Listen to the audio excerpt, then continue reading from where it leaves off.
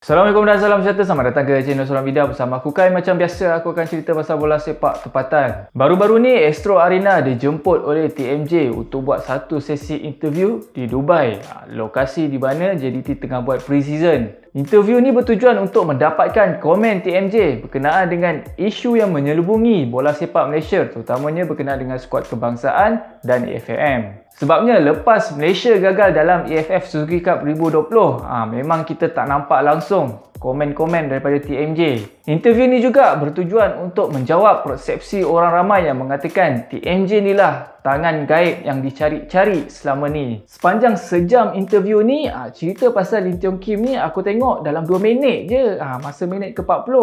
Tapi selepas sesi interview ni, cerita di antara Lim Tiong Kim dengan TMJ lebih di-highlightkan berbanding cerita-cerita perbincangan-perbincangan lain yang lebih penting. Pasal Malaysia gagal AFF Suzuki Cup 2020, bagi TMJ, semua orang perlu bertanggungjawab di atas kegagalan ni. Jangan ambil jalan mudah je nak tuding jari, nak cari kambing hitam. Sebaliknya, FAM, Tan Chee Ho, kelab-kelab yang bertanding kena bertanggungjawab di atas kegagalan ni. Menurut TMJ, FAM sepatutnya ada perancangan lebih awal, perancangan yang realistik. Jangan buat keputusan saat akhir, last minute. Bila dah ada plan awal tu, present kepada kelab-kelab yang bertanding supaya plan FAM dengan plan kelab synchronize. Sebab katanya plan awal FAM untuk hantar skuad bawah 23 tahun untuk menimba ilmu mencari pengalaman bermain di AFF Suzuki Cup 2020. Tapi last minute FAM tukar plan untuk hantar skuad senior bermain dalam AFF Suzuki Cup 2020. That's why kita nampak skuad yang dibentuk Tan Chee Ho macam tempang sikit, merepek, macam tak siap. Dan training bersama dengan full squad pun dapat 2-3 hari je sebelum pergi ke Singapura. Bila ada plan last minute ni, ada efek pula dekat orang lain, terutamanya player. Sebab player dah dimaklumkan yang tak ada plan untuk hantar squad senior bermain dalam AFF Suzuki Cup 2020. So player-player ni dah buat plan awal, plan sendiri untuk berehat, untuk bersama keluarga, ada yang nak balik kampung. Tapi bila FAM tukar plan last minute, so dia memberi kesan kepada perancangan player-player ni dan memberi kesan juga kepada moral player-player yang pergi ke kejohanan ni. Sebab kepala otak dah fikir cuti, dah fikir anak bini tapi last minute kena kerja pula. Dan diorang pula kena kerja daripada Januari 2021 sampailah Januari 2022. Tak dapat cuti, tak ada rehat. Selain tu, menurut TMJ, kesilapan FAM ni, diorang tak ada transparansi, tak ada engagement, terutamanya dengan pihak media dan penyokong bola sepak tanah air, menyebabkan timbul pelbagai persepsi. Contohnya, isu tak call up main player JDT macam Matthew Davis, Corbin Ong, Natso Insa, Syamir Kuti. Sebenarnya player-player ni tengah injet dan sedang dapatkan rawatan. Tapi persepsi yang berlega-lega di kalangan penyokong, katanya TMJ tak nak lepaskan player-player JDT. Lepas tu, isu Sumareh tak nak bermain dengan pasukan kebangsaan sebab nak balik kampung. Persepsi yang timbul mengatakan Sumareh tak nak berkhidmat untuk negara. Tapi sebenarnya Sumareh ni dah buat perancangan untuk balik kampung kali ni setahun lebih awal. FAM dan Tan Chee Ho pun meluluskan permohonan Sumareh ni untuk balik kampung. Tapi explanation pasal isu ni tak dibuat oleh FAM dan Tan Chee Ho, menyebabkan timbul persepsi-persepsi negatif di kalangan penyokong.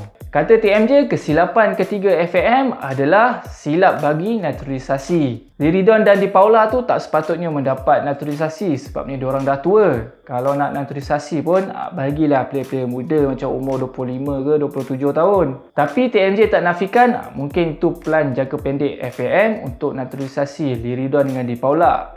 Malangnya plan tu gagal. TMJ memang tak nafikan yang dia memang ada bagi pandangan kepada FAM. Tapi pandangan tu terpulang kepada FAM nak ikut ke tak. Sebab at the end of the day, FAM yang akan membuat keputusan, bukan TMJ. TMJ tak boleh campur tangan pun keputusan yang FAM buat. Kesian juga jadi TMJ ni dalam scene politik dituduh jadi tangan gaib.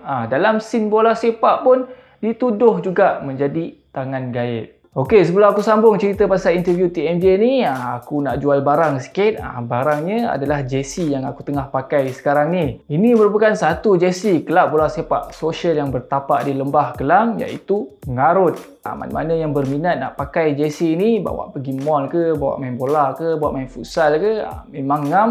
Boleh order dengan DM terus dekat Instagram Ngarut ataupun WhatsApp dekat nombor yang aku bagi dekat bawah ni. Diorang cakap pembeli yang bertuah akan berpeluang untuk bermain bola sepak dengan diorang. Nah, kalau korang rasa nak main bola sepak satu padang dengan Bro Hans, Abang Botak, Mat Keneng, Fak Put, Syakir Zawir, Farid Rosli, korang cepat-cepat grab peluang ni.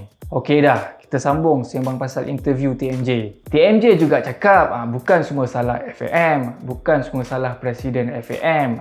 Tak fair lah nak salahkan FAM semua benda. Player tak skor, ada banyak bolos, tactical lingkup, itu bukan salah FAM, itu salah coach. Kata TMJ, Tan Chee Ho ni bukanlah teruk. Cuma perancangan yang dia buat tu tak berapa nak menjadi. Pemilihan Tan Chee Ho pun agak meragukan. Kenapa dia tak call up Syafiq Rahim untuk bermain dekat attacking midfield. Lepas tu letak Bad yang sepatutnya bermain dekat center midfield, main dekat center defense midfield. Niki pula dah 6 bulan dekat Terengganu, main dekat left wing.